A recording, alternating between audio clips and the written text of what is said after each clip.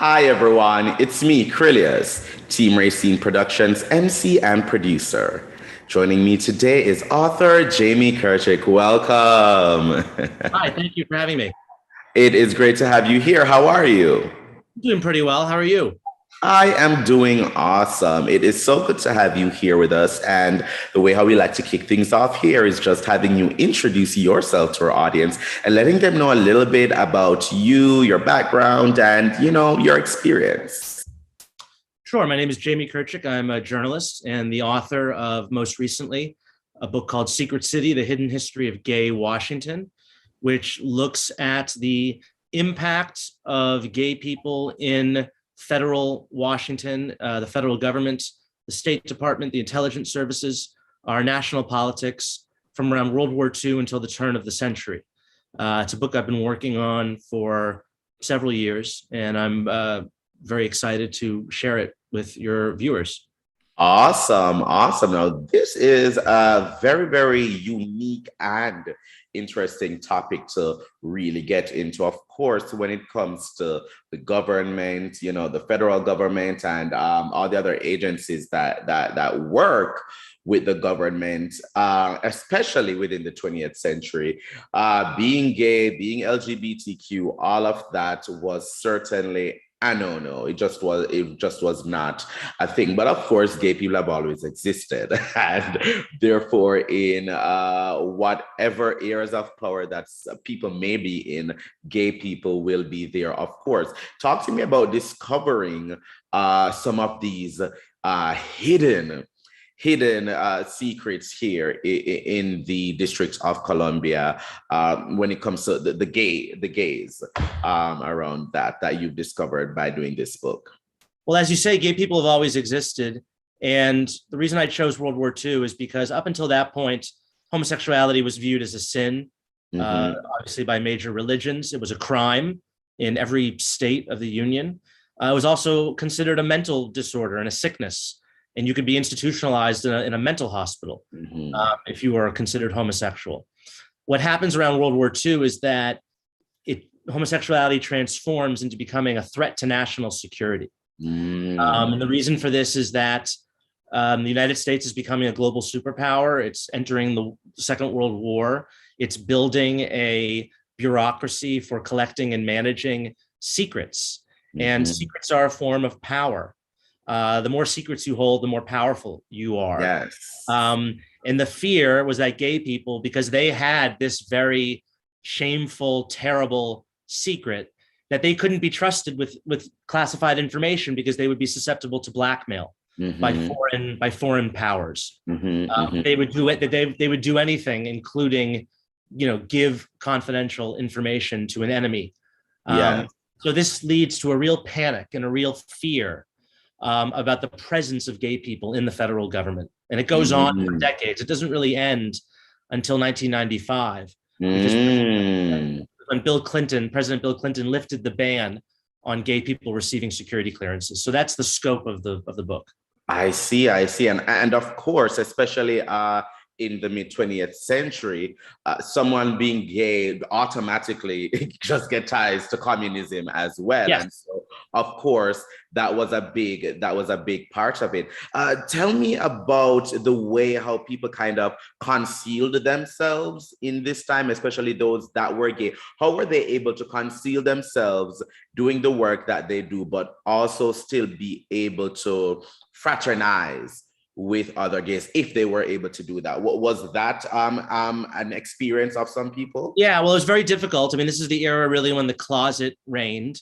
Certainly when the book starts in the 30s and the 40s, really into the 50s, there's no such thing as a public gay figure. There's no such thing as an openly gay celebrity or journalist or performer or politician. That doesn't exist.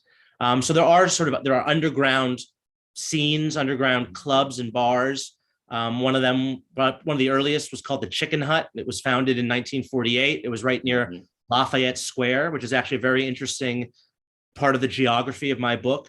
Lafayette Square, which is directly across from the White House, that was the main area where gay men would cruise for sex. Right. So it's a really fascinating kind of paradox, right? You have the building where the most powerful man in the world works and sleeps every night. And then directly outside is a park where where the most despised and feared people are meeting one another at night. And we have these police reports dating back to the late 19th century. The police were arresting men for solicitation in Lafayette Square. Oh, wow. And so, and people were really deeply closeted at this time because, as I said before, it was the worst possible thing. And that doesn't really start to change until, the late 1950s is when I write about a man named Frank Kameny, who was fired from the federal government to get a job in the Army Map Service. And he becomes the first gay person to challenge his firing. And he decides to sue the government. He tries to take his case to the Supreme Court. They don't want to hear it. But he starts the first real sustained gay rights organization called the Mattachine Society. And they have their first meeting in the Hay Adams Hotel in 1961. And they actually launched the first gay rights picket outside the White House in 1965. That's 4 years before the Stonewall uprising. That is and so collecting all this information, tell me, how did you go about doing it? Especially as you said, this is when the closet reigned. So how did you go about collecting all this information about the secret gay lives of Washington, D.C.? So there were a lot of reading between the lines was necessary, right? So I would read newspaper articles, and they might use certain words to refer to people or to homosexuality. Lots of euphemisms were used. A lot of personal papers of individuals. So, diplomats who might have kept diaries or notes of meetings and whatnot. I use those.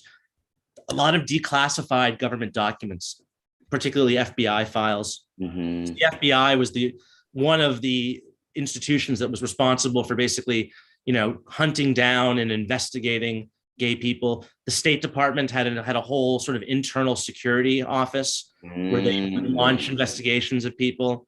And then I interviewed folks. I interviewed many people who might not have been alive during the 40s and 50s, but during the 60s and 70s and 80s. And they told me their stories, oral histories from presidential libraries. And also I use the Rainbow History Project, which is a local gay LGBT community history initiative. They have lots of oral histories that they've conducted with just, regular average people, citizens of DC. There's a lot of research involved. This book took many years to do. So let's talk about the AIDS a little bit and how the HIV/AIDS epidemic changed things, or not even changed things, but how that impacted LGBTQ people, especially in Washington, and those working in these spaces. Was there an impact? What did that look like in your research that you see?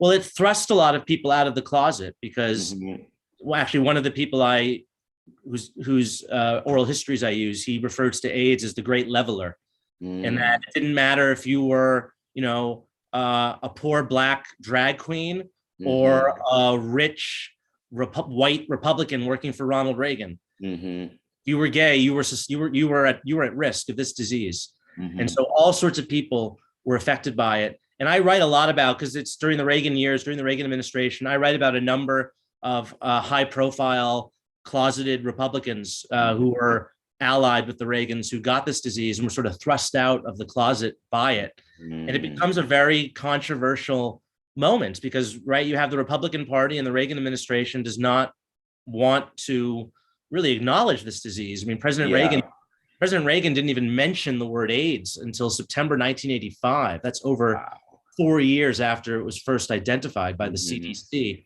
So he didn't really want to acknowledge it. The administration was very slow to act. But there were people in their close circle who died of AIDS. Rock Hudson, there's a photograph I have of him in the book. He's at a White House state dinner and he's in the receiving line with Nancy Reagan. And there's a photo taken of him in that receiving line. And you can actually see in the photo behind his left ear, there's a little sort of purple lesion behind his left ear. And that's how he discovered he was infected with AIDS, is that they sent out these photographs to all the people who went to the party. Mm-hmm. He received it in the mail a week after the party, and his assistant said, Rock, the very famous actor, you need to go get this checked out. And it turned out he had AIDS, and he died a year later. Wow. Wow. That is, you speak about that photo. And so I want to bring up some of them actually, so that you can give some commentary on them and, their importance. So I'll start with this one. What do we have here?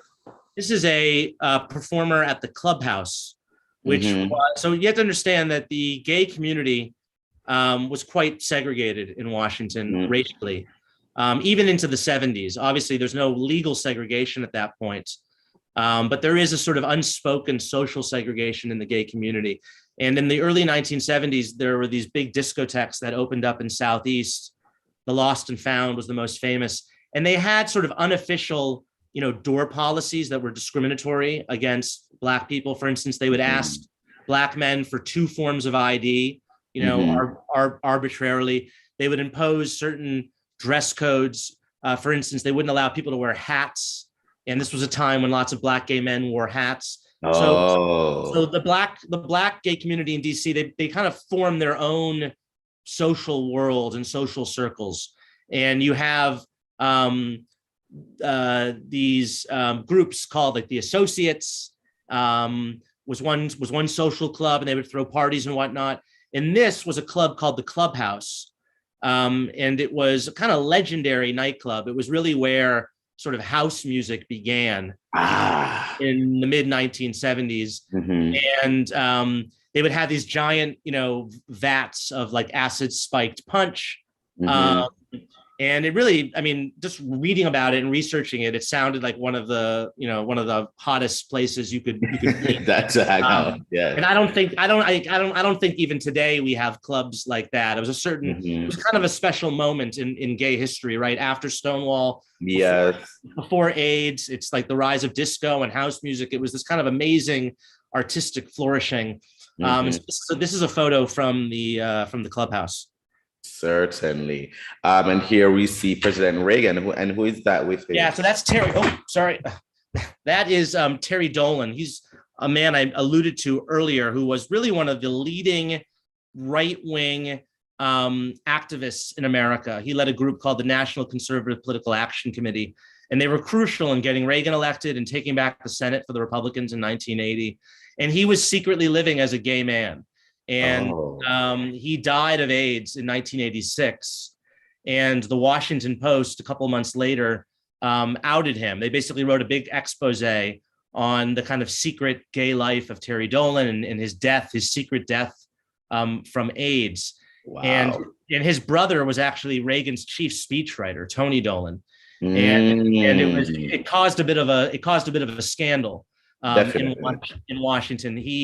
The surviving brother got very angry at the Washington Post. He launched an attack on them in a rival newspaper, the Washington Times. He wrote an 8,000-word essay basically denouncing the Washington Post and the editor, Ben Bradley. So Terry Dolan here, the man is a fascinating figure from my book. Certainly.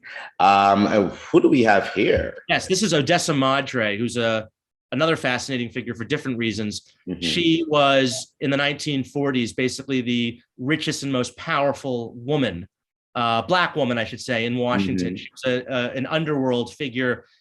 She ran rackets. She was a madam. She had a prostitution ring.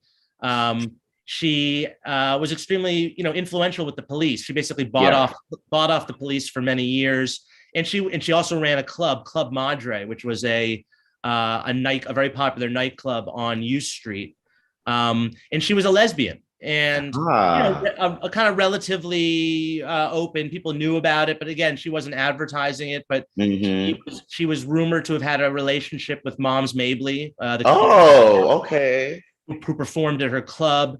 And so she was a very sort of colorful figure in this era of Washington in the 1940s and 1950s.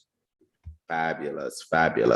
Here, was this the photo you were talking about? Yes. There we go. with Rock Hudson and You can Nancy. see with Nancy Reagan, you can see behind his left ear, right Yes. under his hairline, you can see a little, um, you can see a little purple spot. Yes, right here. No, no. Sorry, the man holding her hand. Oh, Yeah, right here. right there. There you go, right there. See that? That's a Kaposi sarcoma lesion, and Ah. that's how he discovered that he had AIDS. Wow. Wow. Wow. Wow. Yes. Look at that. Fair. Bayard Rustin, Mhm. a great figure in American history, the organizer of the March on Washington for Jobs and Freedom in 1963, and a gay man, and a relatively open one for the time. Actually, Yes. one of his colleagues said that he didn't know there was a closet to go into. That's how she put it. And just 3 weeks before the March on Washington, Strom Thurmond, the notorious segregationist senator from South Carolina, he delivered a speech on the floor of the Senate where he denounced Rustin as a sex pervert. And he had as evidence, he had an arrest record of Rustin's for a homosexual offense. Remember, this is back in the time when gay people, gay men in particular, could be arrested simply for having sex. And he was arrested in Pasadena, California, about a decade earlier. And Thurmond had the arrest record. Presumably, it was given to him by the FBI. That's probably how he got it. And what's important to note about this is that Martin Luther King and the leaders of the march, they didn't fire Rustin. They didn't kick him out. They kept him on. They defended him. And Rustin defended himself. He actually ends up speaking at the march after this accusation is made public. And he appears on the cover of Life magazine with A. Philip Randolph, one of the other great civil rights leaders of the era. And this makes Rustin really the first public figure to survive an outing, which is a pretty important development. Because usually, once there was an outing, you were destroyed. It was over. Yeah. Yes, that was the end of it for that individual. Yeah. Wow. So all these photos and stuff, I'm assuming you got them from the different archives. And how was it being able to compile all of them and getting them together for this book? It took a long time and lots of different sources. I mean, the Reagan photo you saw, both of them were from presidential libraries. The photo of Odessa Madre came from the Evening Star, which was a newspaper that doesn't exist anymore. It shut down, I think, in 1980. That's Nancy with Jimmy Galanos, one of her many, many gay friends. And one of the things you have to deal with when you're collecting photographs is there's copyrights, right? So you have to make sure that you're using them legally. And fortunately, photos from presidential libraries are all in the public domain. But for lots of other photos, you had to seek permission. It's actually a very time-consuming process. I wasn't expecting it. I can only imagine. So let's talk about this. What have you learned about that time where you look at where we are now and how we can take the lessons learned from then to avoid the same things now or to continue moving forward? Well, look, I think a lot of the lessons are derived from the title of the book, Secret City. And when homosexuality was a secret, when gay people were all in the closet, it was impossible for gay people to defend themselves and fight for their rights. And you could say anything about gay people. You could accuse them of being fascists. You could accuse them of being communists. You could accuse them of assassinating President Kennedy. That was actually one of the conspiracy theories that was quite popular that I write about in the book. You could accuse gay people of being pedophiles, right? And so when something is secret and when we're not allowed to talk about it, then it can be the subject of all sorts of conspiratorial, bigoted, prejudicial thinking. And then the tide doesn't really begin to turn until gay people start coming out of the closet and they're open about their lives and they're able to actually speak for themselves and defend themselves and make arguments. And so that's really, I think, the most important lesson that I gleaned from writing this book. Awesome. Well, where can people find the book and how can they keep up with you, follow you, get more information and keep up with updates? Well, I encourage people to buy the book from their local independent bookstore because I love independent bookstores and I think we need to support them. So if you're able to, I would encourage you to do that. Of course, the book is available on Amazon and all sorts of websites. You can get the audiobook. There's ebooks as well. You can follow me on Twitter at jkirchick, Kirchick, or my website, jameskirchick.com. Awesome. Well, we're going to have those links in the description below so that our viewers can go ahead and connect. James, thank you so much for joining me today. It's been such a pleasure getting to talk with you. And of course, thank you for the important work that you've done to archive our history, to talk about our history, and to really compile it so that we can all be able to experience it. So thank you so much. Thank you so much for having me. Thank you. To our viewers, please follow Team Racine Productions at Team Racine on all forms of social media. Click around our YouTube channel and check out our other interviews, vlogs, forums, and more. And while you're at it, make sure you like, comment, and subscribe. But most of all, thank you for watching. Bye, everyone.